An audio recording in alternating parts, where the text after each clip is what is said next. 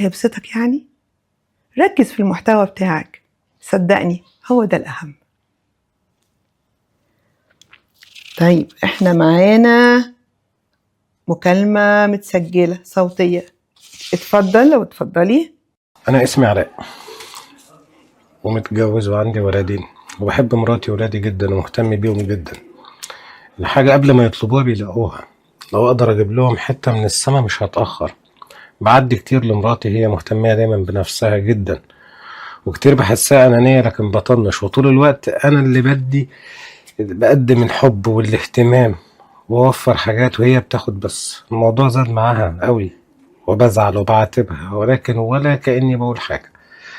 لو انا زعلت مثلا وقلت مش هتغدى معاهم، عادي تقعد تاكل ولا كأني موجود، وما ترجعش تهتم اني اتغديت ولا لا، مش مهم. مع انها لو مش موجودة على الغدا ما برضاش اقعد الا لما احيلها واصالحها. في يوم كنت تعبان وهي كانت خارجة مع اصحابتها يقضوا وقت ويعملوا شوبينج، وانا نايم تعبان. جت طلبت مني فلوس عشان تخرج تتفسح، وخدت الفلوس وسابتني وخرجت، وترجع تطلب مني حاجات ولا كأنها مقصرة معايا. مش عارف اتعامل معاها ازاي، ولا عتاب بيجيب معاها نتيجة ولا زعل. هقول لك ايه؟ هقول لك وما تزعلش. في فرق كبير قوي ما بين التجاهل والسلبية وضعف الشخصية. انت الحقيقة عملت خليط من السلبية على ضعف الشخصية. انا مش عارفة ليه. هل انت حاسس انك اقل منها؟ هل انت شايف انك انت وضعك ومركزك ومستواك التعليمي الاجتماعي يعني اقل منها؟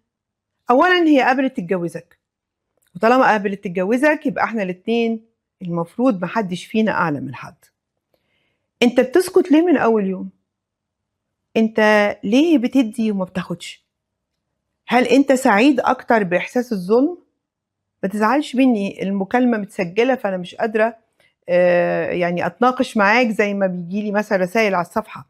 فانت النهاردة هل بتحب انك تعيش مظلوم؟ ما هو مفيش بني ادم يرضى بده. فانا اعتقد انك انت عندك عقدة اللي هي عقدة الاضطهاد. انت بتحب تشعر انك انت مضطهد. اللي انت بتوصل له في حياتك هي نتيجة اعمالك وقراراتك. انت خدت قرار من الاول انك انت تسكت. اللي هي بتعمله معاك ده يا فندم هو مش تجاهل، ده قلة استعنة. دي واحدة مش مستعنية وجودك في حياتها. دي إنسانة، وطبقا للي انت حكيه، لأن أنا بسمع من طرف واحد، دي إنسانة أنانية اتعودت تاخد وما تديش، وانت ساكت وصابر. فشيل بقى يا نجم. طبعا انت تعبت متأخر قوي قوي قوي قوي، بس متأخر أحسن من انك انت ما كنتش تفوق لنفسك. لأ، في كلمة بسيطة قوي اسمها لأ. اعمل كده، لأ. أنا عايزة أخرج وهسيبك تعبان. تمام. هي كمان لما تعيا ما تقولهاش حتى مالك. لازم هي تدوق نفس العلاقة اللي هي بتديها لك، لأن هي مش حاسة باللي هي فيه، أو حاسة باللي هي فيه ومفترية. فأنا مش شايفة خالص أي سبب يخلي بني آدم يتحمل إنه يعامل بهذا القدر من عدم الاحترام. ده مش تجاهل، انت غلطان قدها بالظبط. طيب معانا رسالة جت مكتوبة هقراها لحضراتكم. نورة بتقول أنا كنت في علاقة مع شخص بيحاول يتحكم فيا وبيتدخل في كل قرار، الصغيرة قبل الكبيرة. بيعلق على لبسي مع إن لبسي يعني كويس أو ملتزم من وجهة نظرك، عشان بس النقطة دي مهمة. هو كويس وملتزم من وجهة نظرك. طيب، وفي نفس الوقت كمان مش عايز أي حاجة تكون مش ذوقه هو. بيتريق عليا، بيتريق على ذوقي، بيقلل مني. بيحسسني ان انا ماليش اي قيمة او اي، يعني اللي انا فاهماه من كلامك مش معبرني خالص او محسسني اني ماليش وجود. بدأت انا كمان اتجاهله، ابتدى يعني يتعدل شوية. هو برضو انسان فيه صفات كويسة، لكن بقول يمكن بالعشرة بالمواقف يكون بينا تفاهم. اعمل ايه يا دكتورة؟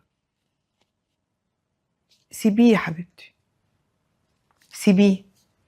ده واحد شايف انك مش مالية عينه، واحد شايف انك ناقصة في كل حاجة، يا اما هو شايف انك احسن منه في كل حاجة وبيكسر فيكي. في الحالتين ده ما ينفعش. التجاهل بتقولي لما تجاهلتيه انت كمان اتحسن شوية. في مشكلة صغيرة في التجاهل لما بيكون مش طبع البني آدم، بيفقدك السعادة. البني آدم اللي متعود ان هو يدي ويدي اهتمام، لما بيبتدي يفكر انه ما يديش ده ويتجاهل بيبقى دمه تقيل قوي في الحياة. ايه اللي يجبرك على كده يا بنتي؟ انت كل حاجة فيكي مش عاجباه. هنخش علاقة وجواز على امل انه يتعدل؟ الجواز مش سهل قوي كده. انا رأيي على حسب روايتك ما تكمليش معاه. نشوف كمان كده معانا رسالة مسجلة، نسمع كده. مساء الخير يا دكتور، أنا اسمي سالم وعندي قرايب بيحبوا يضايقوني بس، ويقعدوا يتريقوا على أي لبس أو أي كلام ليا. حتى لما اشتغلت مدرس قعدوا يتريقوا عليا ويحاولوا يهبطوني ويقولوا لي أي كلام، يا ابني شوف لك شغلانة تانية مش هتفلح في الشغل، مع إن أنا بحب الشغلانة دي. وفي نفس الوقت لما واحد من قرايبي تاني فكر إن هو يشتغل، راح يشتغل برضه مدرس، شجعوه جدا. عايش طول الوقت في الإحباط ده. يا ترى هما كلامهم صح ولا أعمل معاهم إيه؟ لا طبعا. هرجع واقول، هو مين بيحدد طريقك في الحياة او مصيرك؟ واضح ان هم قاصدين ان هم يضايقوك انت. هو ربما مش بيحبوك، ربما لقوك سهل قوي انك تتغاظ وتتضايق، وهم عندهم كم رهيب من التنمر ولقوك فريسة للتنمر. لكن ممكن حد غيرك كان يرد عليهم ويخليهم يتخرسوا خالص. وده الحقيقة اللي أنا كنت مستنياه منك.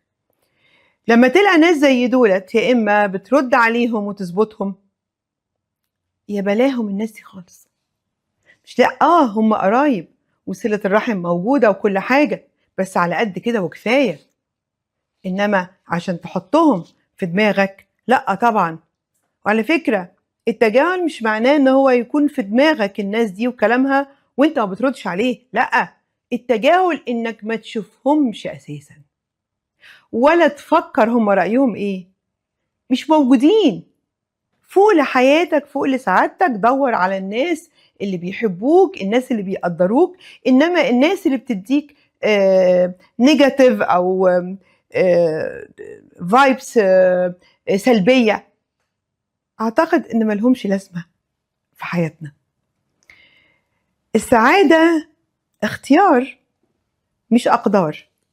كان ممكن قوي انك انت تختار انك تفضل قاعد معاهم. انا بتكلم على اخر مشكلة جات لي، وتكمل حياتك في عدم السعادة. وممكن تختار انك تبعد خالص عن الاحساس ده. معنا مكالمة، اتفضلي. مساء الخير يا دكتور. مساء النور. أنا اسمي غادة. اتجوزت واحد كان أرمل ومع 3 ولاد. أكبرهم كان عنده 17 سنة وهو عنده 43 سنة. أنا لما اتجوزت كنت ده أول جواز ليا، أنا آنسة وده أول جواز، وعندي 37 سنة. أنا حبيته جدا وعامله بما يرضي الله.